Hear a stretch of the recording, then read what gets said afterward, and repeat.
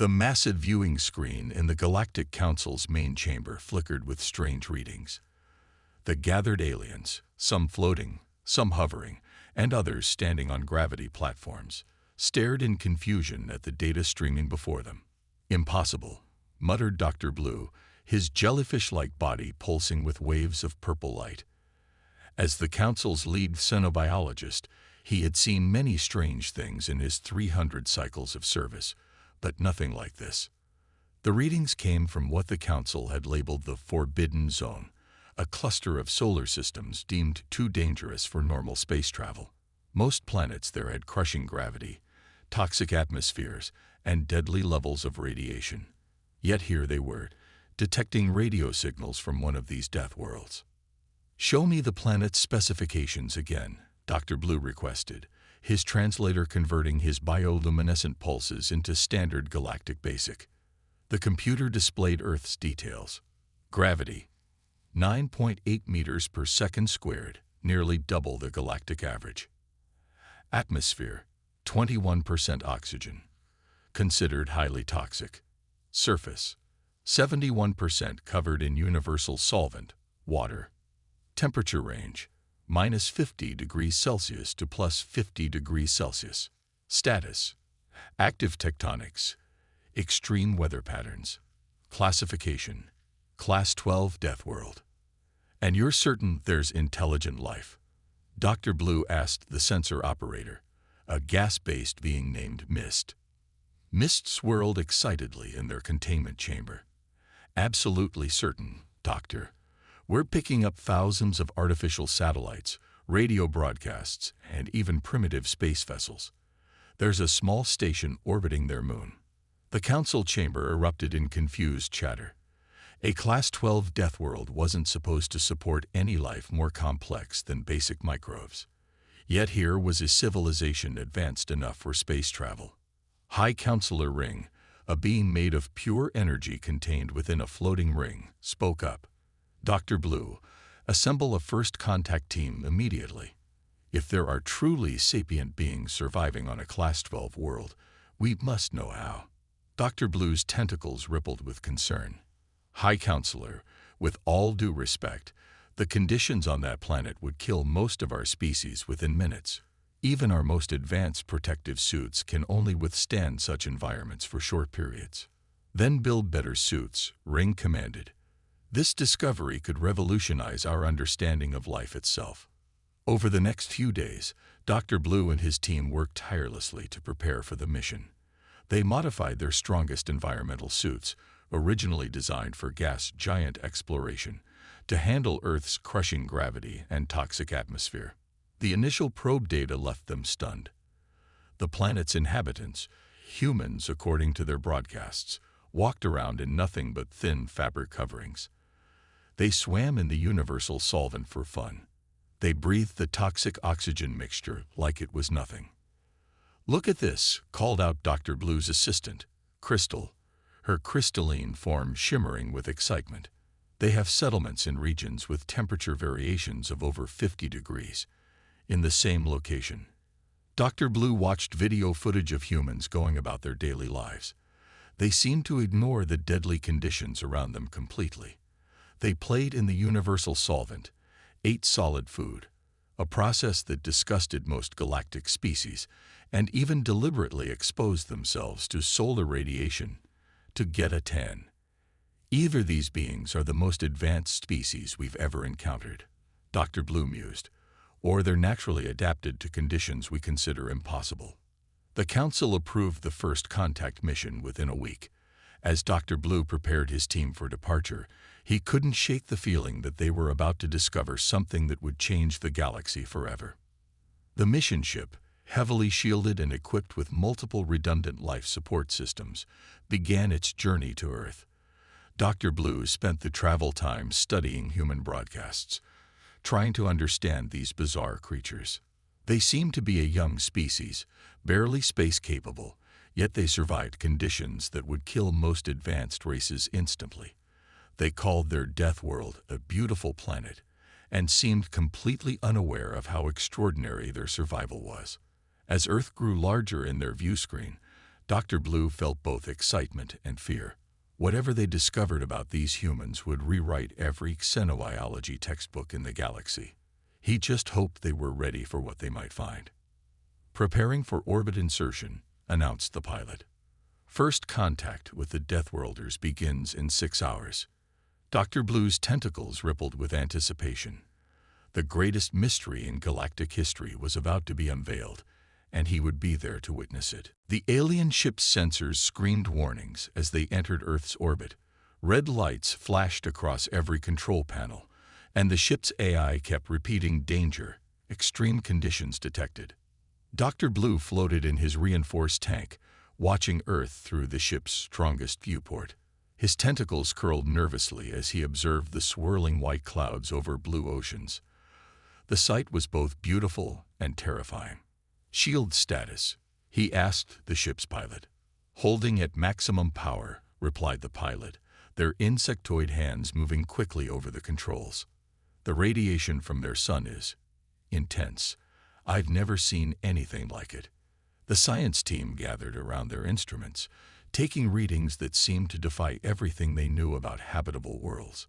One of the scientists, a gaseous being named Spark, was so excited that their containment suit glowed bright yellow. "Doctor, these readings are amazing," Spark exclaimed. "The humans are walking around in natural gravity that would crush most species. They're breathing oxygen levels that would be considered toxic waste on any normal world."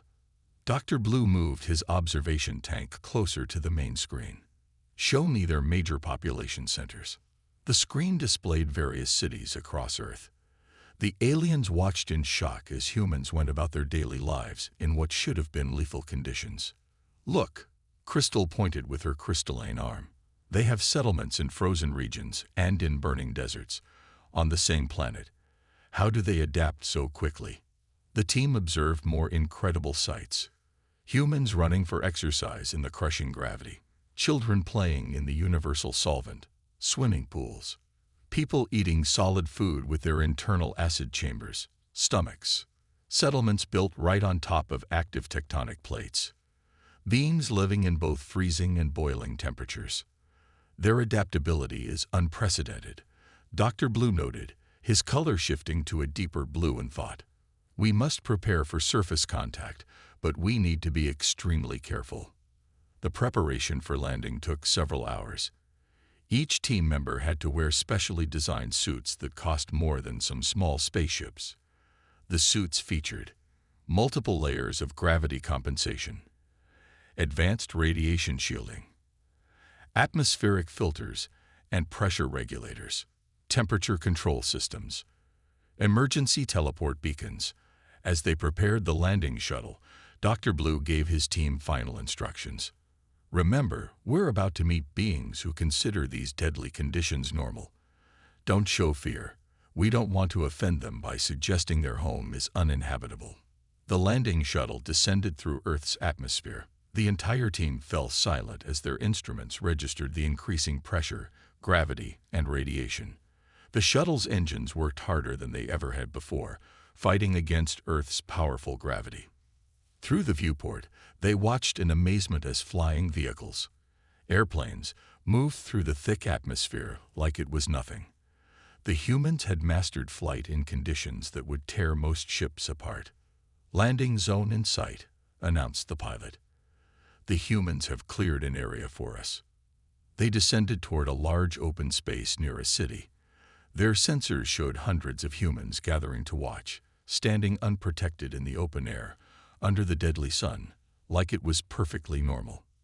"Final environmental checks," Dr. Blue ordered. The team ran through their safety protocols one last time. The landing pad they were approaching was simple concrete, no special materials, no force fields, no gravity compensators, just flat ground on this impossible world. As they touched down, the team's sensors recorded final readings. Gravity, crushing. Atmosphere, toxic. Radiation, extreme. Temperature, highly variable. Pressure, intense. Biological activity, off the charts. "Remember," Dr. Blue said as they prepared to exit, We're about to meet beings who evolved on this death world. Whatever you do, don't underestimate them. Anyone who can thrive here must be incredibly resilient. The team gathered near the airlock, their suits humming with protective energy. Through the shuttle's windows, they could see humans approaching, walking casually in what should have been lethal conditions, wearing nothing but light clothing. "Open the airlock," Dr. Blue ordered. "Let's meet the creatures who call this impossible planet home."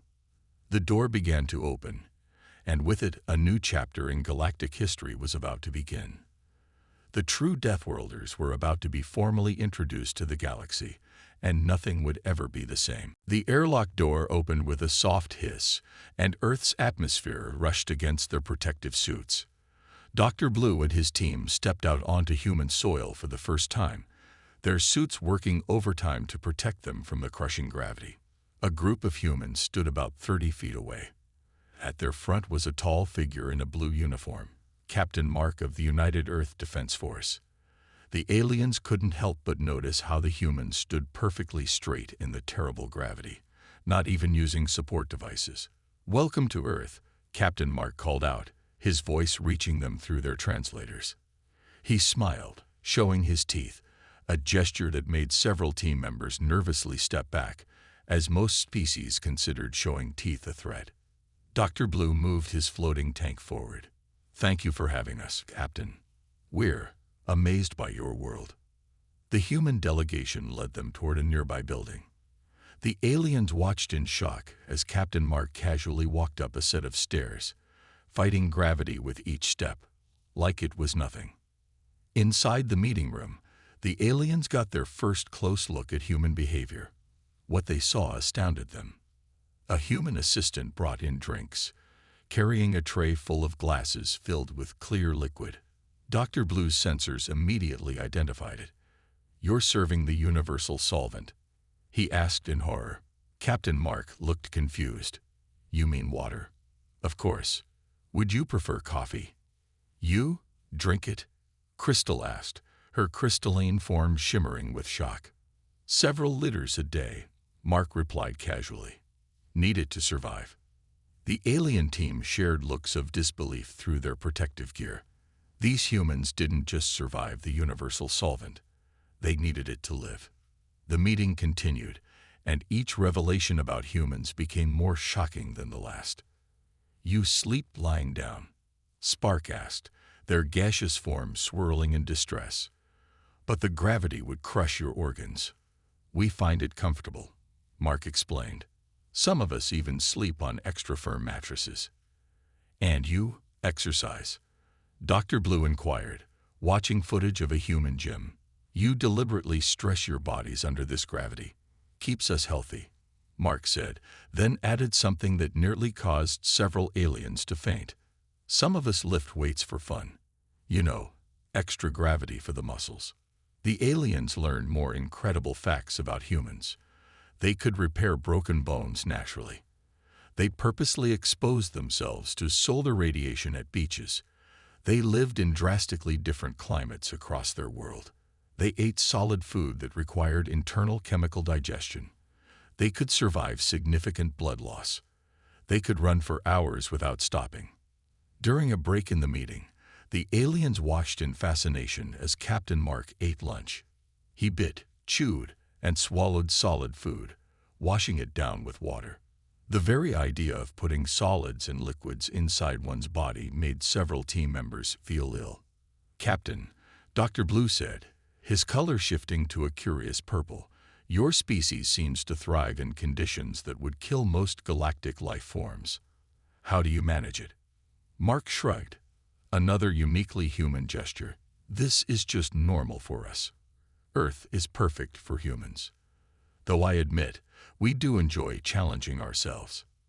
As if to prove his point, an alarm suddenly blared through the building. Mark checked his communication device. "Sorry," he said, standing up. "Fire in the East Wing. Nothing serious." The aliens watched in horror as Mark ran, toward a part of the building that their sensors indicated was filled with smoke and heat. He returned 10 minutes later, slightly smoky but otherwise fine. "All handled," he said casually. "Just a small electrical fire." Dr. Blue's tentacles waved in amazement. This human had just run into what should have been certain death, solved the problem, and acted like it was routine. As the meeting concluded, Dr. Blue made notes for his report to the council. Humans appear to be naturally evolved super beings. Their normal is our impossible. Their casual is our fatal. And most remarkably, they seem completely unaware of how extraordinary they are. The team prepared to leave, each member trying to process what they'd learned. As they walked back to their shuttle, they passed a human child drinking water while doing what humans called jumping rope in the full gravity. The galaxy would never be the same after learning about these incredible beings, and this was just the beginning of their discoveries about humans. The Galactic Council demanded proof. After reading Dr. Blue's initial reports about humans, many council members simply couldn't believe what they were hearing. They needed to see these human capabilities for themselves. A formal demonstration has been arranged, Dr. Blue announced to the council chamber. The humans have agreed to show us their physical abilities. The demonstration was set up in a large indoor facility on Earth. Council members watched through secure video feeds, their bodies safely away from Earth's deadly conditions. Captain Mark stood in the center of the room, wearing simple exercise clothes, while various testing equipment was set up around him. "First test, basic strength," announced Dr. Blue. The aliens watched in amazement as Mark walked up to a weight rack. Their sensors indicated each weight was calibrated to Earth's crushing gravity. Mark loaded several plates onto a bar. That's over 200 kilos, Crystal exclaimed, her crystalline form flickering with excitement. Mark not only lifted the weight, he lifted it multiple times, in what humans called a workout set. The council chamber erupted in shocked whispers. Most spaceship cargo robots couldn't even lift that much in normal gravity. "Next test, impact resistance," Dr. Blue called out. They watched as Mark participated in what humans called sparring. He and another human traded blows that would have shattered most alien life forms. After 5 minutes of this light practice, both humans were slightly sweating but completely fine. "Their outer shell isn't even damaged," gasped one council member. The demonstrations continued. Mark ran 5 kilometers in the full gravity. He held his breath underwater for over 2 minutes. He demonstrated rapid healing by showing a nearly healed cut from last week. He ate extremely spicy food, essentially poison to most species. He showed recordings of humans in even more extreme conditions. "Now," said Dr. Blue, "watch this." They played footage from human athletic competitions. The council watched in stunned silence as humans threw heavy objects for sport.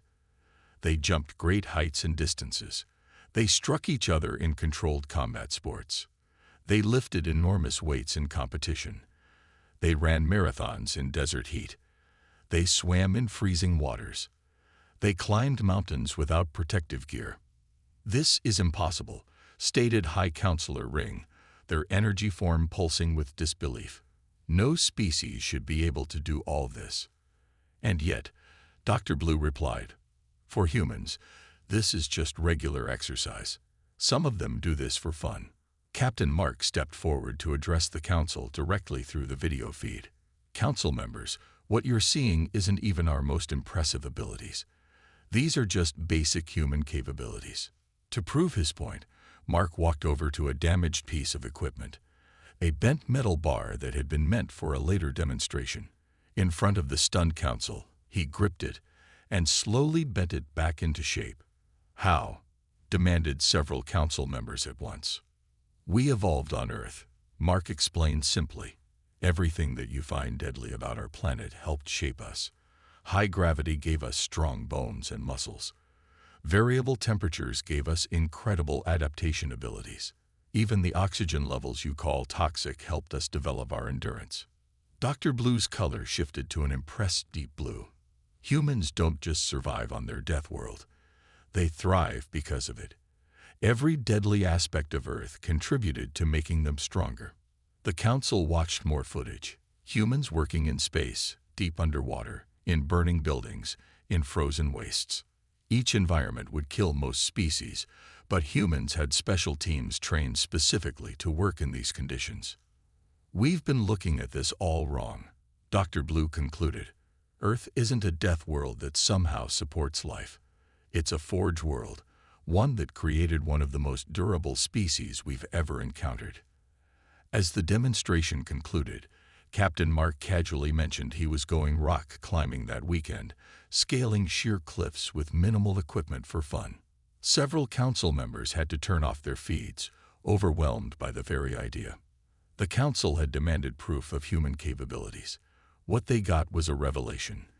A species that turned deadly conditions into advantages, that found joy in pushing their limits, that treated the impossible as routine.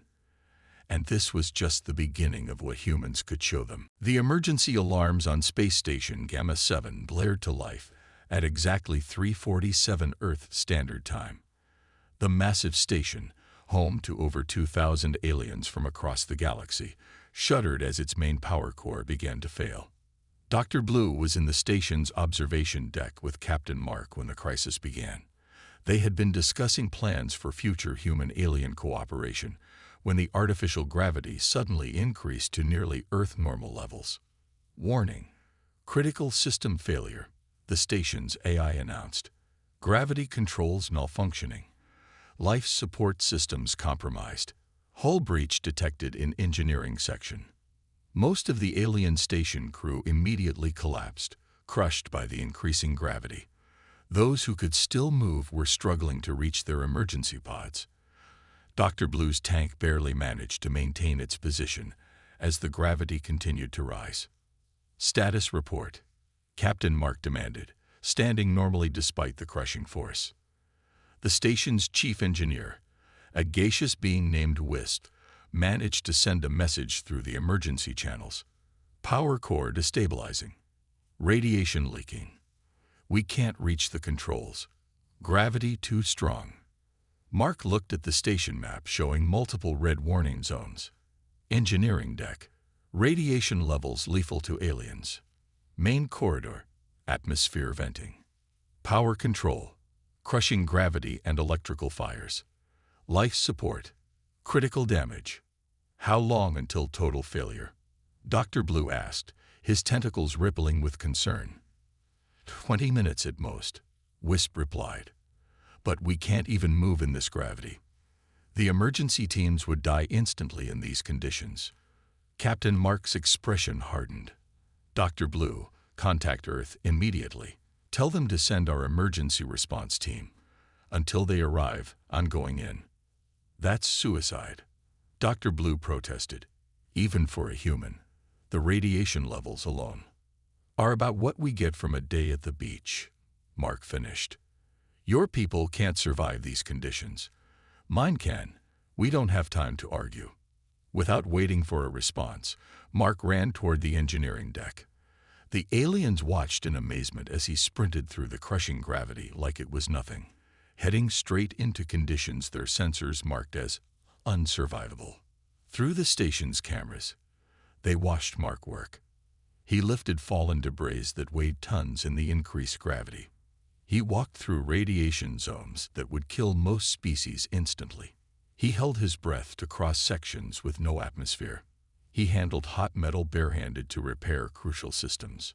"Impossible," whispered Wisp, watching Mark manually override the gravity controls.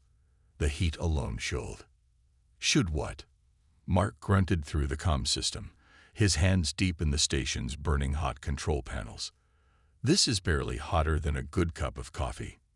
10 minutes later, the backup power systems engaged. The gravity began to normalize, and the radiation leaks were contained. Mark had manually sealed 3 hull breaches and rerouted power from the failing core.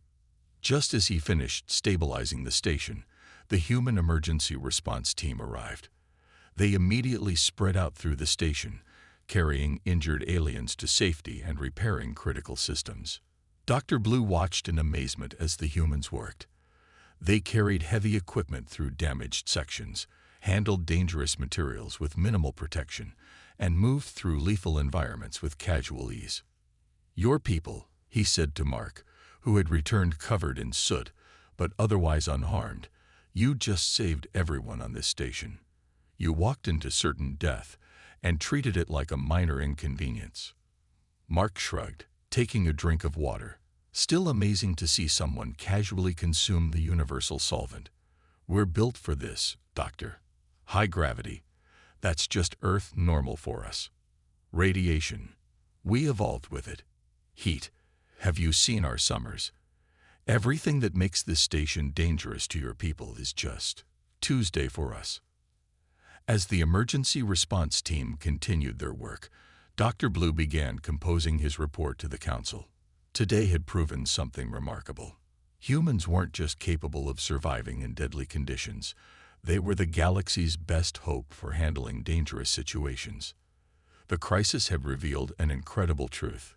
The very things that made Earth a death world had created the perfect emergency responders for the galaxy. Humanity's curse was actually their greatest gift. And they were just getting started. News of the space station Gamma 7 incident spread across the galaxy faster than light speed. Video footage of Captain Mark and the human emergency team's rescue operation played on every alien information network. 2 weeks after the crisis, the Galactic Council called a special session. The Grand Chamber was packed with representatives from every spacefaring species. Dr. Blue floated in his tank at the speaker's platform, preparing to present his findings. "Show us the rescue footage again," High Counselor Ring requested. The massive screen displayed scenes that still seemed impossible. A human engineer holding up a collapsed beam weighing several tons. Emergency responders running through radiation-filled corridors. Medics carrying injured aliens through areas with nearly double normal gravity. Team members working in sections with no atmosphere, holding their breath for minutes.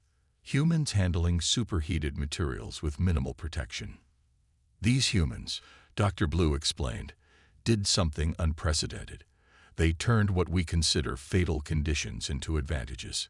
The presentation continued with new footage. This time, it showed human rescue operations across the galaxy over the past 2 weeks. Mining accident on a high-gravity world. Humans went in. Toxic gas leak on a space freighter. Humans handled it. Ship stuck in a radiation storm. Human pilots flew right through it. Fire in a deep space colony. Human firefighters took care of it. In just 2 weeks, Dr. Blue continued, human emergency teams have saved over 5,000 lives across 12 star systems. They can work in conditions that would kill any other species. Captain Mark stepped forward to address the council. He had become something of a celebrity after the station rescue. "What you see as extraordinary," he said, "we see as normal. The conditions you call deadly are what we grew up with. High gravity. That's Earth normal. Radiation. We evolved with it. Toxic atmospheres. We breathe oxygen, which you considered deadly until you met us." The council watched more recent footage. Humans swimming through flooded ship sections. Emergency teams lifting crashed vehicles. Rescue workers entering burning buildings. Medical teams treating injuries in impossible conditions. But it's more than just physical abilities, Dr. Blue added. Humans have something else.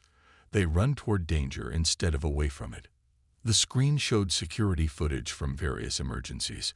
In every case, humans immediately moved to help others, even in conditions their sensors marked as unsurvivable. "We've been analyzing human physiology," Dr. Blue explained. "Their bodies produce chemicals called adrenaline and endorphins during emergencies. These actually make them stronger and more resistant to pain when facing danger." Captain Mark nodded. "We're built to handle crisis situations. It's in our DNA. On Earth, our ancestors survived by facing dangers head-on. We've been doing it for thousands of years."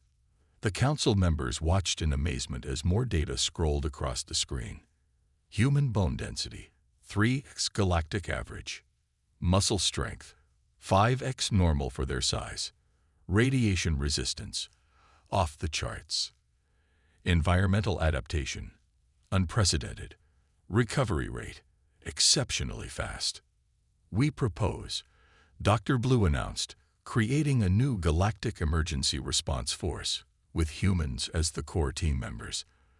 They can go where no other species can survive. They can save lives in conditions we thought were hopeless. The council chamber erupted in agreement. Species that had once feared the Deathworlders now saw them as protectors. The very traits that made humans terrifying also made them the perfect guardians. Captain Mark signed the first agreement right there, officially establishing humans as the galaxy's emergency responders. As he shook hands, carefully, with council members, he smiled. "Just remember," he said, "we're not superheroes. We're just built a little differently. Earth made us tough, but it also taught us to help others. That's the real human strength." As the session ended, news spread across the galaxy. The Deathworlders weren't monsters to be feared. They were guardians to be welcomed. Humanity had found its place among the stars, turning their curse into a gift that would save countless lives. And this was still just the beginning of humanity's role in the galaxy. 5 years had passed since humanity's first contact with the Galactic Council. In a classroom on one of the galaxy's most prestigious space stations, a young alien teacher named Glow stood before her students, her bioluminescent form shifting with excitement. "Today's lesson," she announced, "is about the most remarkable species in known space, the humans of Earth." The classroom was filled with children from 30 different species, each safely contained in their appropriate environmental chambers.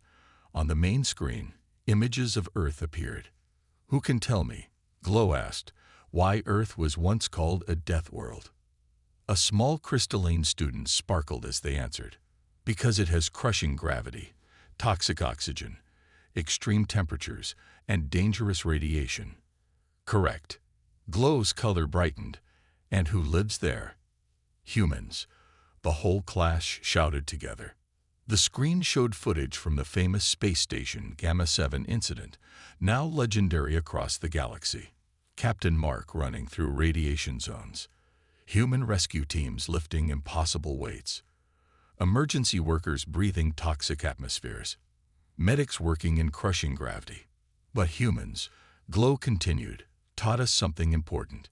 What we thought made Earth deadly actually made them strong. Let me show you their achievements from just this past year.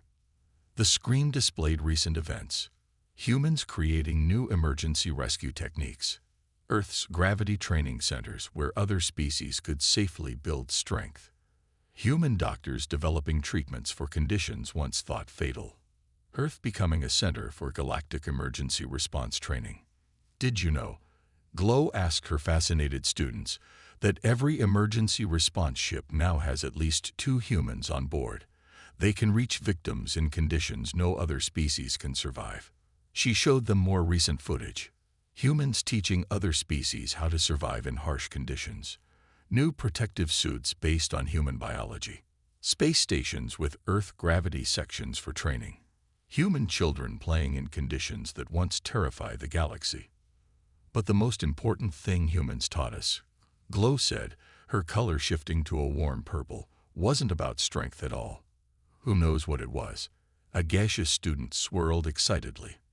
They taught us to be brave. Exactly. Glow beamed.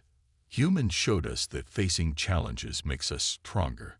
They proved that what we think is impossible might just be something we haven't tried yet.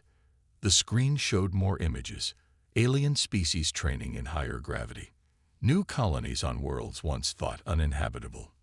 Mixed species emergency teams working together. Humans and aliens collaborating on new technologies. Today, Glow continued, Earth isn't called a death world anymore. Who knows what we call it now? The Crucible. The class chorussed together. Yes, because like a crucible makes metal stronger, Earth made humans stronger. And now they're helping make all of us stronger too. She showed them one final video. Captain Mark, now commander of the Galactic Emergency Response Force, speaking at the latest council meeting. 5 years ago, you thought we were impossible, he said in the recording. Now you know better. Everyone can be stronger than they think. Everyone can be braver than they believe. That's not just a human trait. It's a trait of all living things. We just needed to prove it was possible. The class watched in awe as the screen showed the newest graduation ceremony from the Earth Training Center. Beings from across the galaxy completing courses in Earth-level gravity, learning to handle conditions they once thought impossible. Remember, children, Glow said as she wrapped up the lesson, the story of humans teaches us the greatest lesson of all. Sometimes what we think is our greatest weakness can become our greatest strength. The very things that made their world deadly made them into the heroes they are today. A small light-based student raised their beam. Teacher Glow, when I grow up, I want to train on Earth. You can. Glow answered happily. Thanks to humans, we now know that with proper training and protection, anyone can become stronger. They didn't just show us what they could do. They showed us what we all could do. As the lesson ended, the children excitedly discussed their own dreams of training with humans. Outside the classroom window, an emergency response ship took off, its human crew ready to save more lives across the galaxy. The Deathworlders had become the galaxy's greatest teachers, showing everyone that impossible was just another word for not yet tried.